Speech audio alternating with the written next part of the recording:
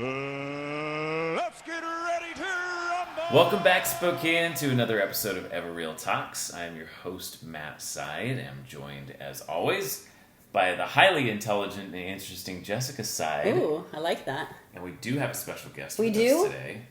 Our special guest is Ethan Side, also known as the Rock of Sporting Statistics. Wow, thank you. For those of you that know Ethan, you'll understand the reference to The Rock.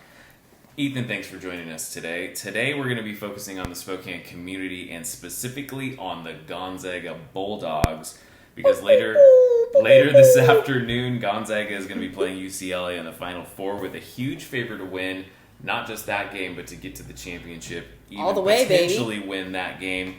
Obviously, this isn't a sports podcast, but you can't live in the Spokane community without having a conversation around Gonzaga University and how it's put us on the map over the last 20 years. It absolutely has. And that's why we brought him in, because he knows way more than us. Although we know you're not an expert. I do my best. You do your best. You do way better than us. And here's the thing. If there is an argument during this next 30 minutes, and it's between Matt and Ethan is right. Just so you know.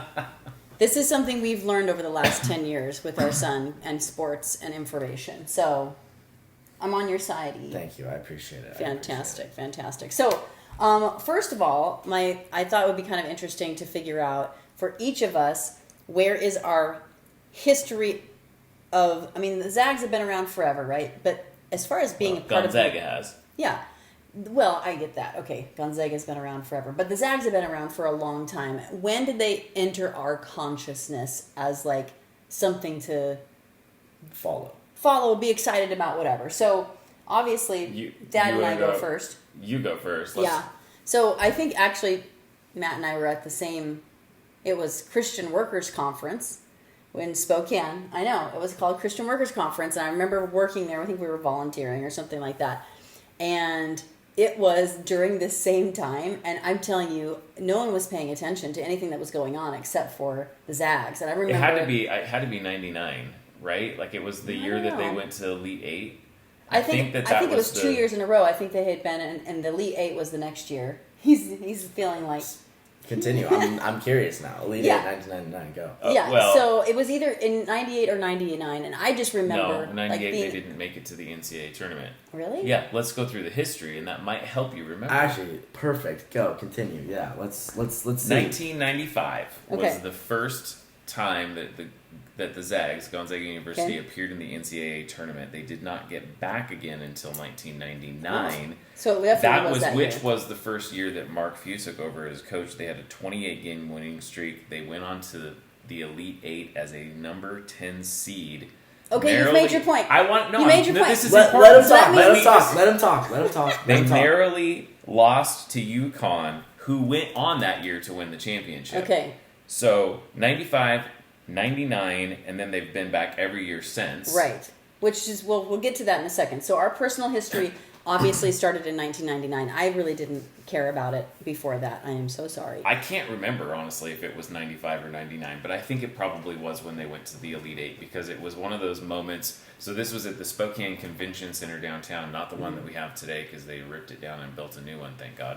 But I remember being in the common area. They had the screens that usually would say, where the different classes are in different rooms, so you could look up and see what room you should be in for where you're going to go. But they had completely taken that off, and it was a live basketball game, and nobody was in any of the classes. Oh, nobody was doing anything but watching the screens. The exhibit hall was nearly empty, and the hallways were just packed. Yeah. Because I think it was the Sweet 16 game that everybody was watching. Because if they won that, then which they did, they went on to the Elite 8. So, for those of us that grew up in Spokane, that was kind of an epic moment of, holy smokes, we have a local basketball team and on the national stage. Yeah. So, I asked the same question of Ethan. And so, tell me what you told me. The first time I remember consciously being like, I need to watch the Zags game was the year they got the 1 seed. It was the first time they ever gotten a seed like that, and I was super excited. We were gonna go to the Final Four. We were gonna win the championship. Everyone was super. Do you remember when that was? Was it their 20? It was. I Was looked it it their up. 2017 season? No, 2013. Really? 2013, they played Wichita State. I remember being at our little bar watching the game, and that was the first time I threw a temper tantrum when my team lost. First of many. Okay, that was unnecessary. But uncalled for. Wichita State that year was really good, I will admit. I believe they almost went to the Final Four, but they were super good. They shot lights out that's from right. three. That was the year they were seeded number 1, and they didn't make it very far in the tournament. And we were right? just like, oh. I'm pretty sure it was the round of 32 they were knocked out, and I believe Wichita State went on to the Elite Eight that year. They were lights out from 3. The Shockers are always pretty good, but yeah, that was the first time I remember being like, I need to watch the Zags. So, Nice. I liked Well, it. okay, so then let's go back. Let's back it up a little bit and just talk about. I mean, I've talked about some of these historical pieces already, so let's just summarize it though. In '95, first appearance. '99, few takes over. We talked about that season. They haven't been back, or they haven't missed the NCAA tournament since '99. 2017 is arguably their best season to date up until this season. They also had a 29 game winning streak that year. That was the year they lost. I think it was to BYU. Oh yeah. And Was it that it was three-point shooter? Remember that BYU guy that was a 3-point shooter? Was that same year? He was just on fire. Are you talking about You know what I'm Jimmer talking- Fredette? Yeah, Jimmer. Yeah, he plays in China now. Actually, Does he really? Yeah, he averages like 40 points a game. He's killing it over there. Did not 17 play was- very well in the NBA. He They got were me. one seeded. They were one seeded in 2017 as well, right? Oh, they've been one seed a couple times. Yeah. And so they lost to BYU, but it was kind of one of those wake up call losses because it wasn't obviously in the tournament or they would have been out. It was like, you guys are a great team, but you're not like God, like you're not perfect. So it kind of like woke them up, and then that was the year that they went all the way to the championship. Yeah, They went to the and championship they game and to lost. UNC because Karnowski couldn't hit a bucket to save his life. I think he was 2 for 12 from the field. You know- If he made 2 more shots, they would have won the game. That was one of those like No, Also, put All of respect on Roy Spokane. Williams' name. Great coach, just retired a couple days ago. Roy Honestly, Williams. without Roy Williams, I don't know if Michael Jordan would have been Michael Jordan. That's all I'm saying. So I want to say something else because it's interesting because as we have evolved as a city, right? And we'll talk a little bit more about this to, Hooptown, USA, where the Zags are so important to us. And let me just say this. We don't have a professional Anything. sports team. We have a single A baseball team. We have a kind of a junior WHL hockey team. hockey team. We And have we used to have arena football. It's kind of gone away now. right. We have Shaw. Yeah, we not have great, not the great. Zags, and that is something that means a lot to our community. And one of the people in that community is my mother-in-law, Noreen Side. She is a maniac for the Zags. Well, but she didn't go to school Yes, there. she did. Wait, you have to remember. You have to remember that the nursing school at Providence Hospital was associated with Gonzaga University. So she didn't go to school on campus because she was in nursing school. Okay. But she is tied to the Gonzaga community from back in the mid 1900s. Unfortunately, my mom actually listens to this. No. every week, But so- here's the thing: is that what I love about it is that somebody like Noreen, who doesn't care much about sports, Even myself, I go to the University of Washington. I do not care about the University of Washington basketball team. I don't Right. care. Yeah. I watch Zags every single time they're on. Yeah. I look at their recruiting class. I look at who they're trying to get. It's like in everyone's blood here. It is in doesn't everyone's matter. blood. It doesn't matter if you go there. It doesn't matter if you It ever is a thought about part- going there. I never thought about going to Gonzaga, but I still root for them. It is a part of Spokane's community, and I was talking about this with you earlier, Jessica, that during March Madness and through the season, but especially in March Madness, like those Go Zags paper signs, they're Yeah. in people's windows, on people's doors, and in their car windows Yeah. and flags. I mean, it really, Spokane comes alive. Even the people that are not huge basketball fans, because Yes. it's kind of this. These two. Yes. Yeah, I don't watch basketball until March Madness, and I would ignore much of it if the Zags weren't involved. Yeah. So here's the funny thing I have to say about Noreen's side, and that is that she gets so stressed out during a game because we love watching games with her because she's so intense. if they're not 20 points ahead. If they're not 20 points Luckily, ahead... this tournament, they've been 20 points ahead pretty much the whole time. I know, exactly. She yells at the TV, and she gets up, and she leaves, and she's just, like, so stressed out. I can't watch this. They're only 12 points up. I know, it's amazing. But they have averaged 24 points ahead during this... Their margin of victory is the largest so far by any NCAA team. So I heard that it was 21 points is the record. So depending on how these next two games go. Yeah, they're going to have to beat these next two teams by a pretty large margin if they want to have the record. But this team can do it. They have the firepower. Yeah. So obviously there's a lot here. Yes. Let's just talk about what the two of you, who aren't sports gurus by any means. Especially not me. Okay. But I am curious in your opinion, especially yours, Ethan, what it is that you think, if you could identify anything that is key to the evolution of Gonzaga basketball. Like, they're not even on the stage until 1995, and in the last 20 years, they haven't not been at the tournament, and they've been ranked number one multiple times, favored to win the championship. And Charles Barkley still doesn't know where we are on a map, right? And he still calls us Jimmy Gonzaga. Kimmel doesn't think we're alive. Jimmy Kimmel doesn't think we don't exist. It doesn't exist. It's really because of Mark Few, and I believe he just won the Coach of the Year like today. Did he? Yeah, the Naismith Award. Wow. Deservedly so. When you go undefeated, that's just what you do. But he finds people that no one else is looking for. Mm-hmm. Internationally, he's done a fantastic job. Karnowski, I know I ripped on him like 5 minutes ago, but sorry, Karnowski. He was a great player. Had a bad game.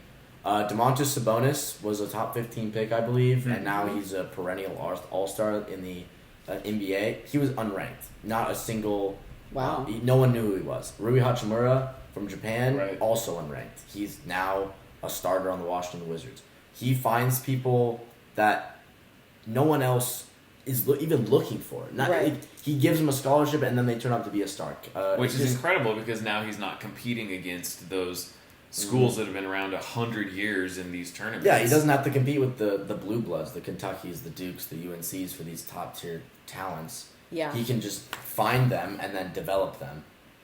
Which is absolutely incredible for a tiny little school in Spokane, Washington. They're just over 7,400. But that's what he had to do, because you're not going to go, hey, you want to live in Spokane, Washington? People, when you're going up against places like LA, right? You're not going to compete with that. You're not going to compete with a beach town or those kinds of places. So he just, he was like the guerrilla warfare of recruiting. So, okay, I want to come back to recruiting. Obviously, Mark Few is critical to this equation. You can't not have that be the case. Yep. Well, I think that Mark, I'm just curious kind of like what keeps Mark here. Because the reality, and I think that it's a testimony to, I'll just give you my kind of initial thoughts of what the Spokane community offers, that somebody that's been to the tournament that long, and we all know have had huge offers from big-name schools to leave, and obviously Gonzaga is taking good care of him, but he probably could make more money in other places. Who knows that piece of it, but what keeps Mark in the Spokane community? Like, why is he still here at Gonzaga? Well, it can't be just the school. Yeah, I mean, certainly by his own admission, he loves living here. I mean, he talks about the fact that he loves this area. We know, so a little more personal history, Ethan. Tell me your little personal history. Of course. Mark Few's wife, Marcy, was my t-ball coach. So we're best. We're best dudes, basically. I talk to her every day. But hey, Mark. Hey, Marcy. It's good to see you. No, but you have to understand that they've been a part of this community, right? Their kids grow up here. We know somebody that also knows him, and fishing. He loves fishing. Loves to fish. And so he's because we live in an area where we have such good wildlife and lakes and places to go, and I think he has enough money to travel wherever he wants to go to do that. He's financially stable. He's financially stable. Yeah, but he just, they obviously, as a family, they said, this is where we want our roots to be, and they're not going to compromise that, which is... If it ain't broke, don't fix it. I mean, he's got everything he wants. He has one of the best teams in the country, a perennial great team. They're a blue blood now. Yeah. They're up there with Okay, the All okay. right, now go. What is a blue blood? Okay, hold on. Here's what I'm going to do. I have rapid fire questions for okay. Ethan, All I right, think. okay. And I want him to define these things. Okay, blue blood. Blue blood. Obviously, blue bloods goes back to English royalty, right? yeah. They're the royalty. Mhm. They're the royalty of I the see royalty college of basketball. Okay. And Duke. okay. Duke, UNC, Kentucky. I would consider Michigan State a iffy blue blood there. What about North Carolina? UNC, not University. Oh, of North that's Carolina. okay. Those are Gonzaga. I think those four are probably Michigan State's up there. Both Michigans actually are. Did you say UConn? Do you have UConn in that list? Not so much? in women's basketball, absolutely. Women's Okay. basketball, they are the blue blood. Them, Stanford, Maryland, I guess, but Baylor. Okay. But yeah, All right, so here's my other question. 5-star recruit. it's the best recruit in the country. Okay, basically. but how are they are they ranking ranking now? them? Just by a bunch of stats? The scouts rank them based Okay. on how they think they're going to perform at the next level. And is that a There's usually about 30 5-star recruits in basketball. Obviously, Okay. it depends. Like in football, there's going to be a way more because you have to fill way more rosters. But yeah, that's Okay. What does it mean when they say that they're fast to the basket? Transition. They're able to. So when they're they when fast they, to the basket. so in other words, they get the ball, they go across court, and then they don't take. One transition pass, and they're the third fastest pace of play team in the country. They score every 14 seconds on offense. Amazing. Their clip is. They're insane. not basically. They're not dinking around, No, going all around. They find the shots and they hit it quickly. That's why they're the number one scoring offense in the country. All right. How does Mark Few stack up in history of coaches? What do you? History of coaches. Yeah. What do you feel? He's got a long ways to go. You think so? He's a great coach, but he is the second.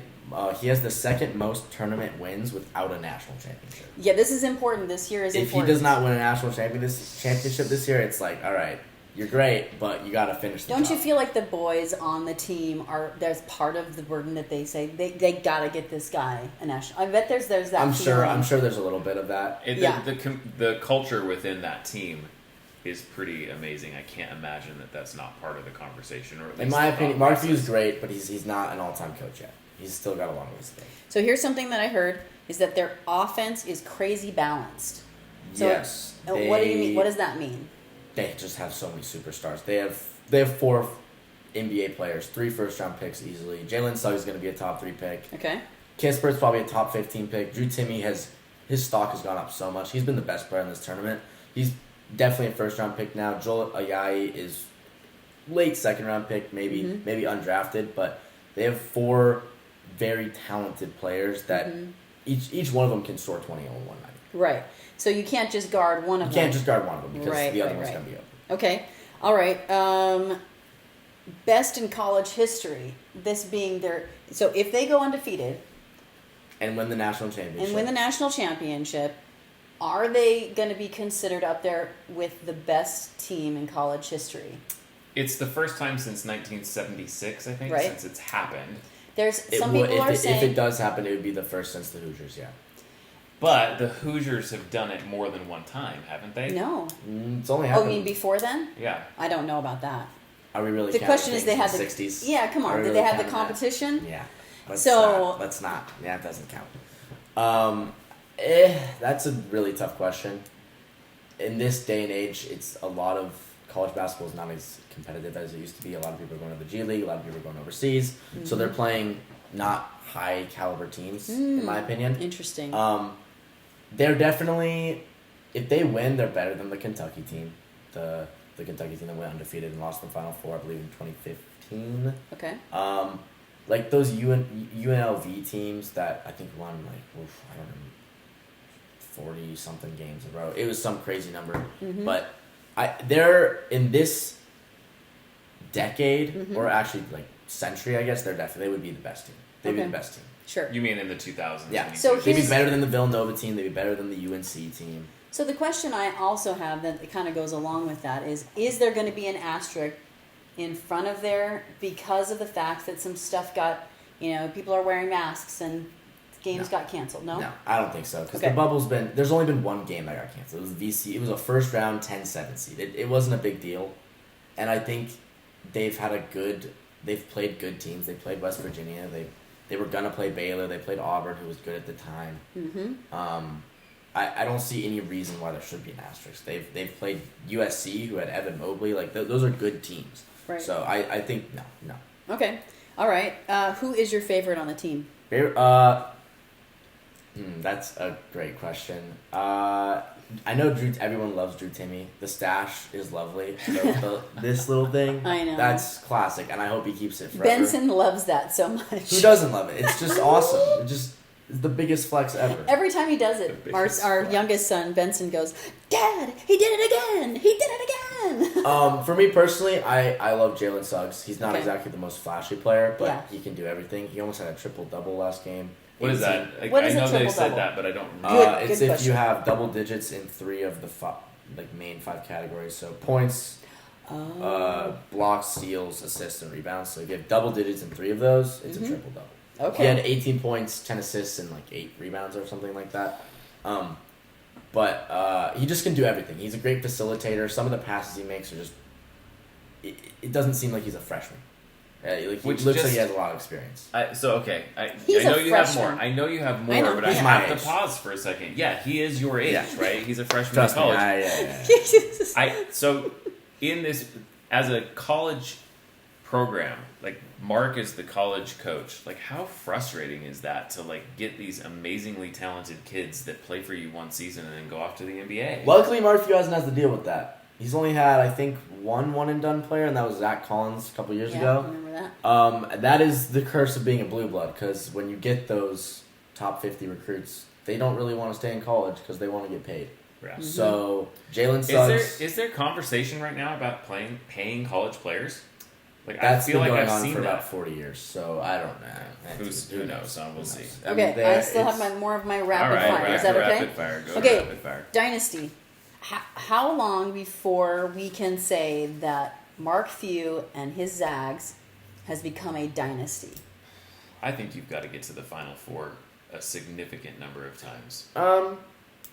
I mean, I don't think getting they've to the been tournament. to the. I don't think getting to the tournament can say dynasty. Well, okay, Okay, they've I been to feel the that. tournament 22 straight years. That's something. Duke hasn't been. There wasn't in the Duke? tournament. I know. Duke wasn't in the not. tournament. Kentucky wasn't in the tournament. Yeah, so but the thing if you're that put considering them- John Calipari and Mike Krzyzewski's teams dynasties, then you have to consider. Yeah, but how dynasties. many times? My question is, how many times has Duke gone to the Final Four? Krzyzewski, how many times did he win? I mean, I don't know the numbers up, but they haven't I won think- that many times. I Okay, think. okay. I think it's. They I didn't think win it- with Christian Laettner. I don't think they won with JJ Redick. They Maybe might. they might have won It's with less JJ Redick. about winning the championship. I think it's about getting to that Elite Eight, Final Four, because there are so many people that don't pay attention to anything until they I get feel to the like- Final I Four. feel I mean, like they've that- been to 6 straight Sweet 16s. I get it. I But think your they're- I think- average well, you have to- individual in some no place whatever Midwest isn't going to think about the schools that only get to that if they're not into basketball, they're not seeing it until they get up into the Final Four era. Okay. Okay. All right. That's my opinion. It's your opinion. Okay. I just want to ask you. So you think they're a dynasty now? If they win the national championship this year, they're a dynasty. All right. Okay. All right. That's good. All right. So, do you think they're going to have any trouble with UCLA or? Well, we think Baylor is going to be. UCLA, I don't think so. I already talked about this, pace of play. UCLA is the exact opposite of Gonzaga, so they are 319th in the NCAA in pace of play, meaning they like to take their time on offense, but you can't really do that against Gonzaga because if UCLA wants to play slow, their shot selection has to be perfect. Their field goal percentage has to be above 60%. Because they're not going to get opportunities to shoot like that. They just can't do it.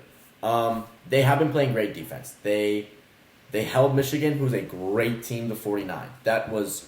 And they've played in a lot of close games. If UCLA can keep it close, if they can keep it within single digits with 10 minutes left in the game, I could see UCLA maybe doing something. Two OT games, Michigan State and Alabama. Right. I could see it happening. I could see them possibly doing something, but Jalen Suggs is going to destroy Tiger Campbell. Tiger Campbell's 5'10". Jalen Suggs is going to lock him up. No chance. Drew Timme, Cody Riley is not a good big. Drew Timme is going to murder him. Evan Mobley was supposed to be the Drew Timme stopper, and that obviously did not work out. They scored 50 points in the paint last game. USC has been holding teams to 24 points in the paint all season, and we doubled that. There's no chance. Okay, so let me say my one fact that I know about USC. Okay. USC is the leading USC. Okay. Last Right. So the last game that they played was the leading college basketball team in blocks. You know how many blocks they got during the Gonzaga game? 0. Like, so the thing that they're supposed to be really, really good at, Gonzaga just completely, they just, by the time they were good and ready to block, they were already running back because the Zags had scored on them, you know?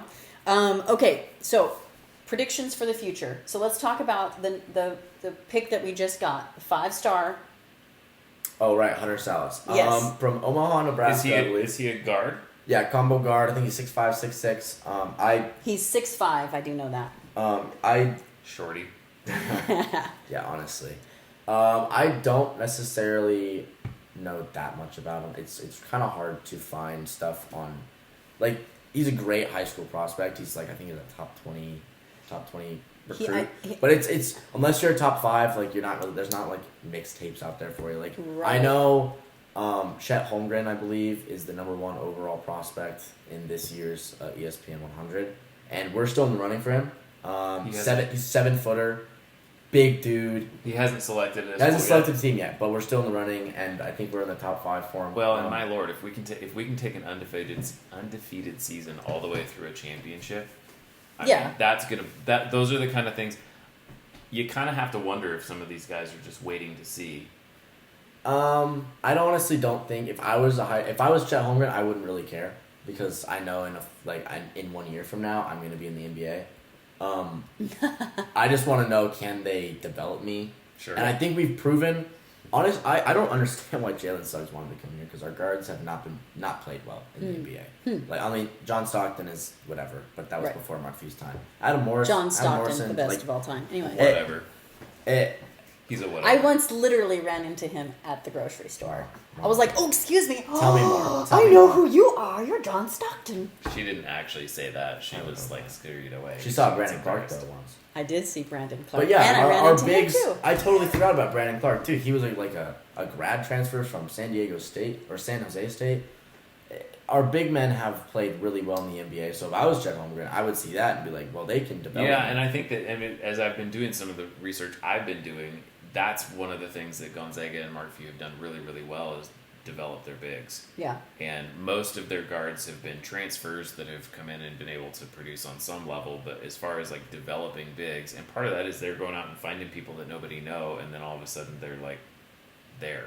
Here's one thing I know about this new recruit. He's 6'5", but his wingspan is 6'10". Yeah, he's 6'10". going to be a really good Okay, so defensive. before we finish, Matt, let's quickly go over some numbers in I should have the told Gonzaga people at the area. beginning that we were going to have a little nerd We'll have a session little at bit the of a end. nerd Not session. very long. I Okay. have a list, and we're not going to have time for it, but This I is have where a I check list. out. No, you're not going to check out. You're going to be super. This is all the restaurants in the area of Gonzaga, and I want to just mention that. And none of these are like you know, I didn't put the pita pit in here. You know what I'm saying? Yeah, But these are like all real like you pubs can walk. You can walk to all these restaurants. God, what a crummy year to only be able to have 50% capacity in our know. restaurants. The whole entire Gonzaga district should be just overflowing. Yeah. Like we should be exceeding 100% occupancy in every single place down there. Like with people hanging out the doors and windows. All right, you better go fast, man. All right, so super tight area Gonzaga numbers. First of all, owner-occupied versus non-owner-occupied.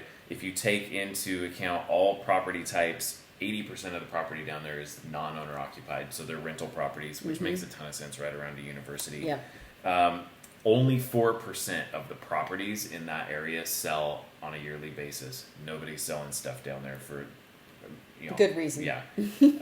Past 12 months, median list price $310,000. Median sold price $362,000. That's 17% over list price.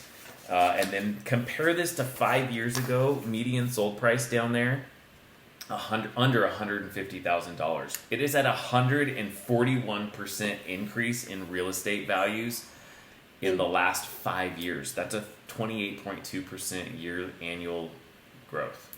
That's crazy. So my buddy Dave, if you ever hear or watch this, damn, I wish I would have bought down there when you did. I think that's about all we've got time for today. Thanks Ethan, for being here. It was lovely. Go Gonzaga. Yeah, we go love you no Zags. matter what happens, but you better not lose. All right. With that, we'll see you later, Spokane. Pound the under. Bye. Bye.